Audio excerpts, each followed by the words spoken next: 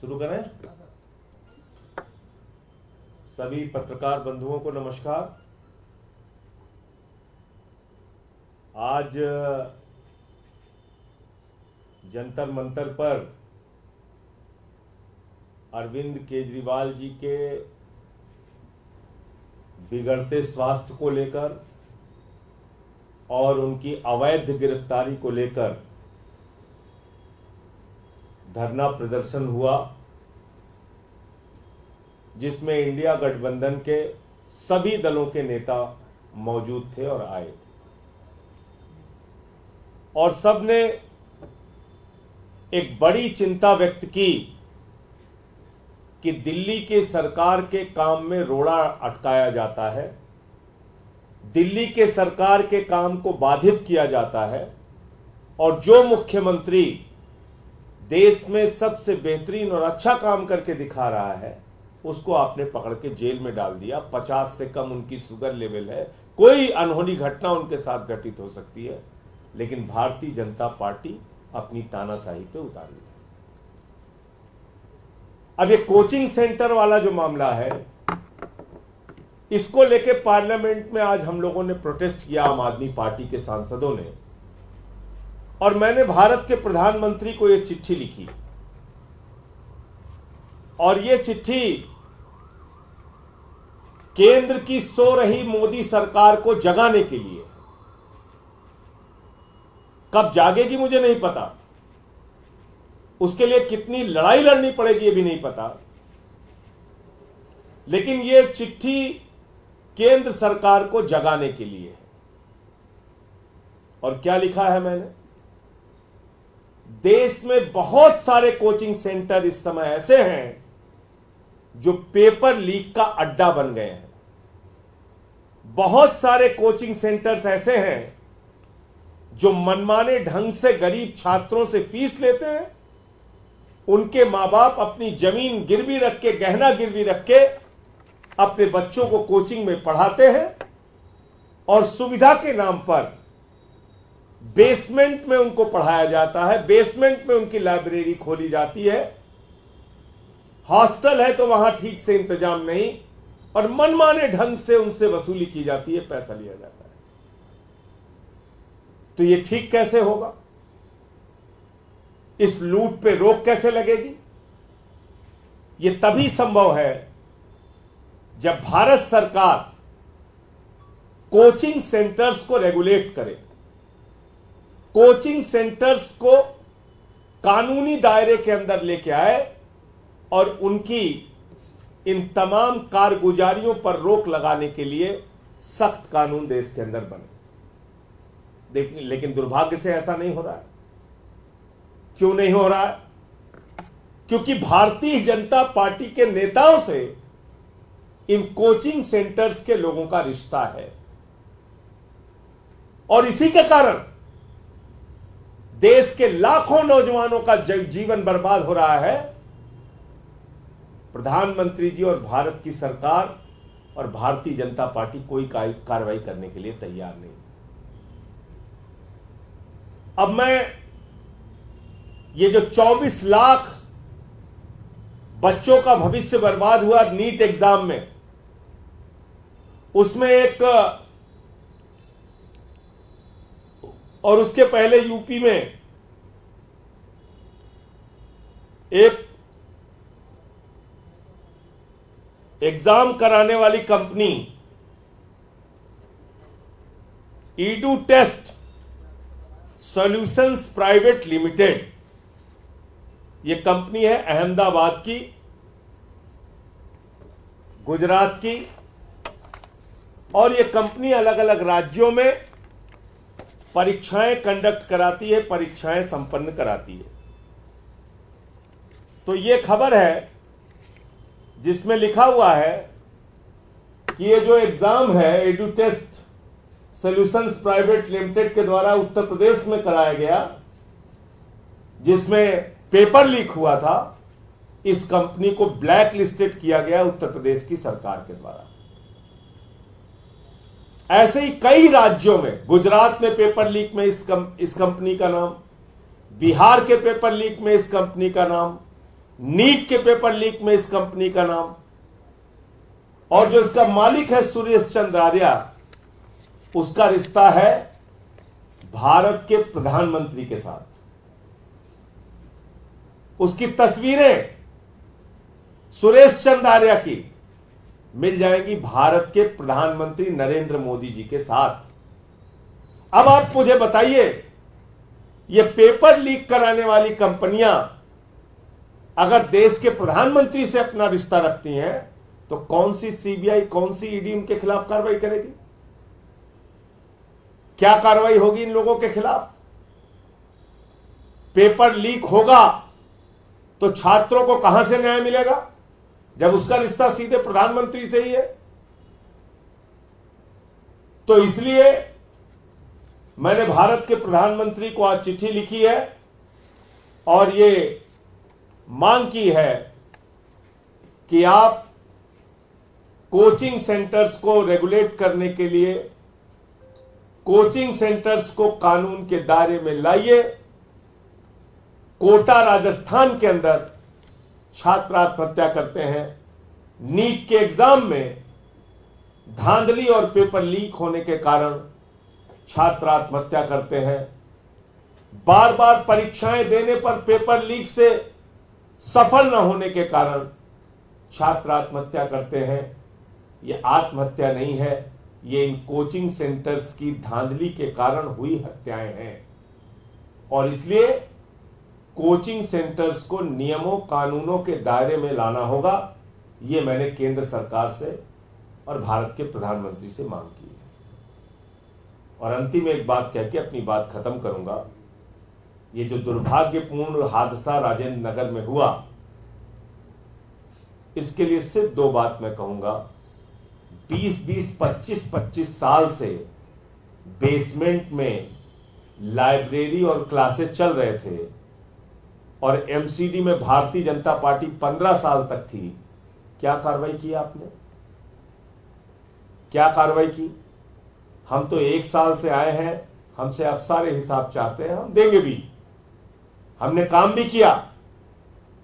आप देख रहे होंगे हमारी मेयर डॉक्टर शैली ओबराय खुद से निकलकर ऐसे कोचिंग सेंटर्स को जो अवैध क्लासेस चला रहे बेसमेंट में, उनको सील करने का भी काम कर रही है, कार्रवाई करने का काम कर रही है। हमारे स्थानीय विधायक दुर्गेश पाठक जी पूरे रात वहां मौजूद रहे, मेयर मौजूद रही और लगातार जो कार्रवाई हमसे बन पा रही कर रहे हैं और करेंगे। हमारे मंत्री सौरभ भारद्वाज जी हों, आतिशी जी हों, गोपाल राय, इमरान हुसैन लगातार पहले भी बारिश शुरू होने से पहले भी अधिकारियों के साथ मीटिंग कर रहे थे कार्रवाई कराने के लिए और अब भी लगातार सक्रिय कार्रवाई कर रहे हैं, करेंगे। किसी को बख्शा नहीं जाएगा। लेकिन अपने गुनाहों को छिपाने के लिए लाश के ऊपर राजनीति करना मैं समझता हूं ठीक नहीं है। दुर्भाग्यपूर्ण घटना है, छात्रों की जान गई है, हम सब उससे दुखी हैं। ये बहुत ही पीड़ादायक घटना है और उसके लिए जल्द से जल्द कानून इस देश के अंदर बनाए जाए, इस दिशा में हमारी कोशिश रहेगी। उसके लिए सड़क पे भी लड़ना पड़ेगा तो लड़ेंगे, सदन में भी लड़ना पड़ेगा तो लड़ेंगे। मैं अब राजेंद्र नगर के जो विधायक हैं हमारे दुर्गेश पाठक जी, जो इस पूरे मामले को बहुत गहराई से जानते भी हैं और जिन्होंने पूरी रात वहां रह के जो इनसे बन सका, इन्होंने अपनी ओर से प्रयास किया, सहायता की। मैं निवेदन करूंगा उनसे कि वो अपने सामने आप लोगों के सामने अपनी बात रखें। नमस्कार साथियों, मैं आज एज ए MLA आपसे बातचीत नहीं करना चाहता। मैं 2010 में दिल्ली आया था। मैंने इलाहाबाद यूनिवर्सिटी से अपनी पोस्ट ग्रेजुएशन की पढ़ाई की। मेरे एक सपना था, मेरे माँ बाप ने सपने कि भाई मुझे सिविल सर्विसेज का एग्ज़ाम देना है, मुझे दिल्ली आके तैयारी करनी है। मुझे ध्यान है मैं नवंबर 2010 में दिल्ली आया और कई कई जगह रहा। मैं ओल्ड राजेंद्र नगर भी रहा, मैं मुनिरका जैसे इलाके में भी रहा, मैं महरौली जैसे इलाके में भी रहा। काफी समय मैं ओल्ड राजेंद्र नगर और आसपास के इलाके में रह के मैंने तैयारी की। कई बार जब हम इशू को समझ नहीं पाते तो बहुत पॉलिटिकली वार में हम रहते हैं, बीजेपी, कांग्रेस, आम आदमी पार्टी, इसको गाली दे दो, उसको गाली दे दो, कौन कितने पॉइंट बना ले गया, इसमें शायद हमारा ज्यादा समय बीत जाता है और हम मेन मुद्दे से पूरी तरह से दूर हो जाते हैं। या जो छात्र सड़क पर हैं, प्रोटेस्ट कर रहे हैं, या जो छात्र आज अपने घर में भी बैठ के प्रोटेस्ट कर रहे हैं। मुझे ध्यान है, मैं जब आईएएस की तैयारी करता था और जब अन्ना आंदोलन होता था तो मैं जब अन्ना आंदोलन के लिए निकलता था मुझे डर लगता था कहीं मेरी पढ़ाई ना खराब हो जाए, कहीं मेरा टाइम ना बेकार हो जाए। फिर मैं 1 घंटे बाद फिर मैं कोशिश करता था जल्द से जल्द अपने घर जाऊं और फिर से पढ़ाई करूं। कुछ महत्वपूर्ण मुद्दे हैं, महत्वपूर्ण इश्यूज हैं जिसके ऊपर बातचीत होना बहुत जरूरी है। एक छात्र 19 साल, 20 साल, 21 साल की उम्र में, 18 साल की उम्र में दिल्ली आता है, देश के विभिन्न राज्यों से आता है। माँ बाप उसकी जो भी कोशिश करते हैं, जैसे भी करके उसको भेजते हैं। 3-4 महत्वपूर्ण चैलेंजेस उसके सामने सबसे पहला होता है। सबसे पहला, कोचिंग सेंटर के नाम पर ठगी। आज पूरे दिल्ली नहीं बल्कि पूरे देश की स्थिति है कि आप देखते होंगे कि अगर एक फला आदमी किसी एक इंस्टीट्यूट से आईएएस बना तो वो जम्मू कश्मीर से लेके कन्याकुमारी तक हर कोचिंग वाले उसकी फोटो लगा लेते हैं कि ये हमारे यहां से पढ़ के गया। और उसके चक्कर में मनमाने तरीके से फीस की उगाही होती है। कई बार टीचर्स को प्रमोट करके फीस की उगाही होती है कि टीचर्स, आप देखते होंगे, फला सर आपको पॉलिटिकल साइंस पढ़ाएंगे, फला सर आपको इकोनॉमिक्स पढ़ाएंगे, फला सर आपको कुछ पढ़ाएंगे, और पता चला पूरे 6 महीने के कोर्स में फला सर ने 1 क्लास या 2 क्लास पढ़ाई। फीस मनमाने तरीके से ले लिया। सिटिंग अरेंजमेंट में एक क्लास में कहेंगे हम 40 बच्चों से ज्यादा नहीं लेते, 50 बच्चों से ज्यादा नहीं लेते, लेकिन 200, 300, 400 बच्चे, कई तो इतने बड़े हैं कि बैंकेट हॉल बुक करके उसमें क्लासेस दिलाते हैं। मुझे ध्यान है, मैं एक बार क्लास लेने गया, उसमें 1200-1300 बच्चे उसमें क्लास के अंदर होते थे। 2-3 क्लास के बाद फिर मुझे लगा कि मैं शायद इतना इंटेलिजेंट नहीं हूं कि मैं इतनी बड़ी क्लास में पढ़ सकता हूं। जब आप किराए पे जाते हैं, एक कमरा अफोर्ड करना बड़ा मुश्किल है। मुझे ध्यान है, मैं एक कमरे में हम 3 लोग रहते थे। एक छोटा सा कमरा था 10 बाई 10 का, उसके अंदर हम 3 लोग रहते थे। हमने तो बाहर से खाना भी नहीं लिया था क्योंकि हमें लगता था घर में बनाएंगे तो ज्यादा सस्ता होगा, बाहर से खाना लेके आएंगे तो खाना भी खराब मिलेगा और महंगा भी बहुत पड़ेगा। इन सारी स्थितियों के बाद वो आदमी कोशिश करता है कि कितने देर से ज्यादा समय निकालकर वो पढ़ाई करे। और तब जब 5 लाख बच्चे एग्जाम दे रहे हैं और 100 सीटें हैं, सबसे ज्यादा फेल्योर होती है हर 2 महीने 3 महीने में आप एग्जाम देते हो और ऐसी स्थिति साल 1.5 साल बाद आ जाती है कि आप एग्जाम का रिजल्ट किसी से शेयर करने की स्थिति में नहीं होते हो। आप अपने परिवार तक को भी नहीं बता पाते कि मैं कौन सा एग्जाम, आपको बस ये लगता है कि डेट भी मत बताओ क्योंकि फादर साहब पूछेंगे किसी एग्जाम के रिजल्ट का क्या हुआ, इसके रिजल्ट का क्या हुआ। इस पूरी मनोस्थिति के साथ एक बच्चा जो इस देश के एडमिनिस्ट्रेटिव सर्विसेज में आना चाहता है, ये उसका संघर्ष है। सरकार क्या कर रही है? सरकार कुछ नहीं कर रही है। क्या हमारे देश के अंदर कोचिंग संस्थाओं को रेगुलेट करने का कोई व्यवस्था है? नहीं है। कौन संस्था कितने फीस लेगी इसकी कोई रेगुलेट करने की व्यवस्था है? नहीं है। आज आप मेडिकल कॉलेज में एडमिशन लेते हैं, आज आप इंजीनियरिंग कॉलेज में एडमिशन लेते हैं, वहां पे इकोनॉमिक वीकर सेक्शन के लिए seats, number of seat reserve होती है। कोचिंग इंस्टीट्यूट कोई भी ऐसे नॉर्म्स का फॉलो नहीं करता। आपको नोट्स के लिए भी आपसे पैसे ऐंठते हैं, आपको बता देंगे फला कोचिंग यहाँ पढ़ो और नोट्स फला जाके लो। ये पूरा संघर्ष है।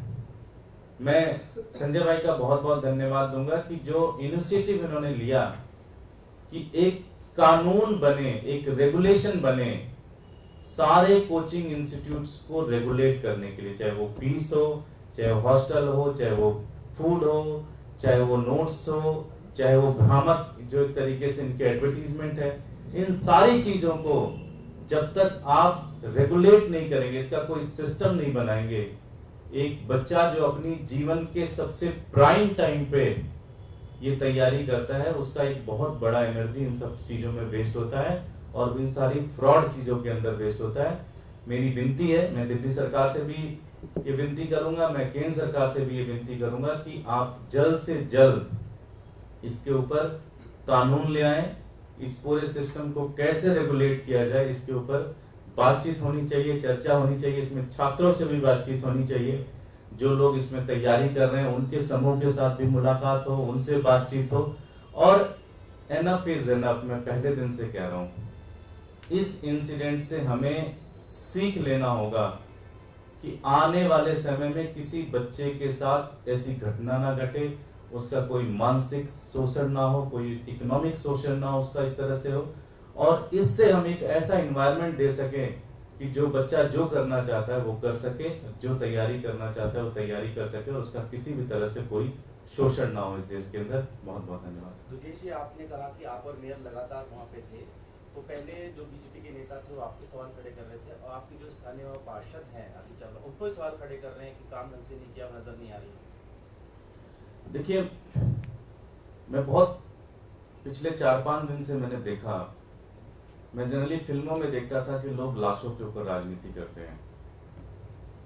मैं ये देख रहा हूं कि आज किसी भी बीजेपी के साथी को आप फोन करके पूछें कि जो 3 बच्चे अब इस दुनिया में नहीं है, उनके माँ बाप का नंबर है आपके पास, मिले हो उससे, उनके परिवार के लिए कोई मदद किया आपने? आप तो इस देश की सबसे बड़ी पार्टी है, आपके पास तो करोड़ों रुपए का बैंक बैलेंस है। आज भारतीय जनता पार्टी के पास कम से कम 10,000 करोड़ रुपए का बैंक बैलेंस है उनके पास, केंद्र में उनकी सरकार है, उत्तर प्रदेश में उनकी सरकार है। आप पूछे 1 रुपए की घोषणा की आपने उन बच्चों की कैसे मदद करेंगे?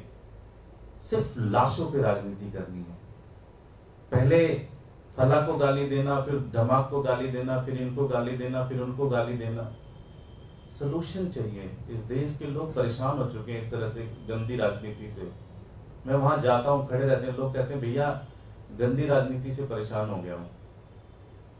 ये गंदी राजनीति बंद करनी पड़ेगी भारतीय जनता पार्टी को। सलूशन के ऊपर बातचीत करें। सलूशन बात नहीं कर पाएंगे वो, क्योंकि ये जितने इंस्टीट्यूट बने हैं ये सारे उनके टाइम पे बने हैं। ये सारे बिल्डिंगे जो हैं वो सारे उनके टाइम पे बनी हैं। आज जब सीलिंग हो रही है तो तड़बड़ा रहे हैं पूरी तरह से भारतीय जनता पार्टी के नेता। 50 फोन आ रहे हैं मेरे पास कि भैया हमारे सीलिंग पे एक्शन मत करें, या हम खत्म कर दे रहे हैं, हम ये नहीं करेंगे। लेकिन एक एक पे एक्शन होगा। एमसीडी पूरी तरह से विजिलेंस होके एक एक गली में जा रही है और हम सब पे एक्शन लेंगे।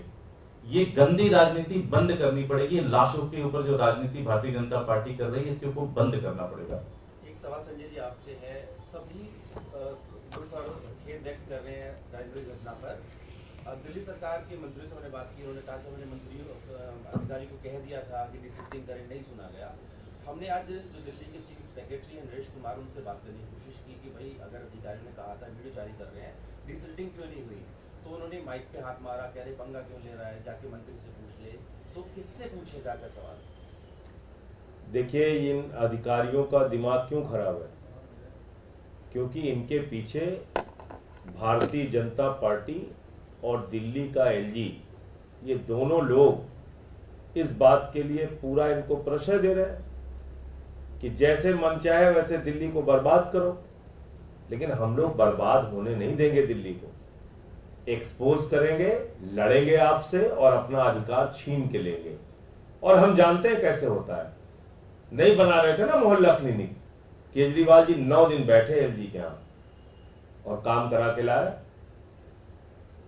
ऐसे ही एक नहीं, फरिश्ते स्कीम हो, बुजुर्गों की तीर्थ यात्रा हो, बिजली का बिल बढ़ाने की बार बार कोशिश करते हैं भाजपा हमारी सरकार को बदनाम करने के लिए। केजरीवाल जी लड़ लड़ के, आम आदमी पार्टी वाले लड़ लड़ के रुकवाते हैं उसको। पानी का अनाप शनाप बिल बार बार बढ़ाने की कोशिश करते हैं, हम लोग लड़के रुकवा। फिर मैं कह रहा हूं, एमसीडी हो, दिल्ली सरकार हो, जहां आपने हमें चुना है, जहां बिठाया है, हम आपका काम कराएंगे, चाहे लड़के कराएं, चाहे सड़क पे उतर के कराएं, चाहे सदन में आवाज उठा के कराएं, चाहे कोर्ट का दरवाजा खटखटा के कराएं। काम तो आम आदमी पार्टी की सरकार ही कराएगी।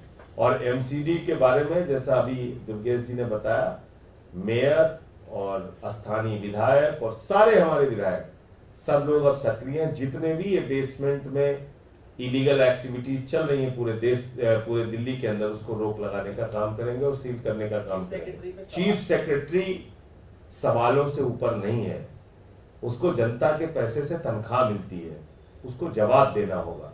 अभी भी वो एक्सटेंशन 2 बार तो एक्सटेंशन ले चुका है, एक्सटेंशन पे उसकी नौकरी चल रही है। सवाल पूछने पे धमकाएगा भी और माइक भी तोड़ेगा। क्यों? क्योंकि इसको मालूम है भाई इस पे कोई ऊपर से उसको प्रेशर है, कोई बोलने वाला नहीं उसको। लेकिन ये बिल्कुल गलत तरीका है और उनको जवाब देना चाहिए कि जब उनको पहले ही बताया गया था शिकायतों के बारे में, तो कार्रवाई क्यों नहीं हुई। आपसे सवाल है, आपने कहा कि केंद्र और दिल्ली सरकार से ये फोटो अच्छी वाली आ गई है सुरेश चंद आर्या की, जो ब्लैक लिस्टेड कंपनी है, जिसने यूपी कांस्टेबल का एग्जाम कराया था और भी कई एग्जाम्स में पेपर लीक में इस कंपनी का नाम आया। ये ब्लैक लिस्टेड कंपनी का मालिक सुरेश चंद आर्या भारत के प्रधानमंत्री के साथ है। ये तस्वीरें आपको दिखाना जरूरी था। कैसे कार्रवाई होगी इन लोगों के ऊपर, बताओ आप। सर, आपने कहा कि केंद्र और दिल्ली सरकार से आप निवेदन करते हैं कि इस पर कोई कानून बनाए, कोई रेगुलेट, तो ये इंस्टीट्यूट सभी दिल्ली में है, क्या कोई दिल्ली के स्तर पर कोई कानून या कोई रेगुलेशन इनके लिए आ सकता है, या आप स्पेशली दिल्ली सरकार के स्तर पर कुछ? देखिए, पॉलिसी डिसीजंस तो केंद्र सरकार से आती है, जो भी क्या गाइडेंस है, क्या लॉ बन सकता है, केंद्र सरकार को पहले इनिशिएट लेना चाहिए पूरे देश के अंदर। बाकी दिल्ली सरकार से भी मेरी गुजारिश है कि अगर हम कर सकते हैं तो हमें भी इसके ऊपर कार्रवाई करना चाहिए।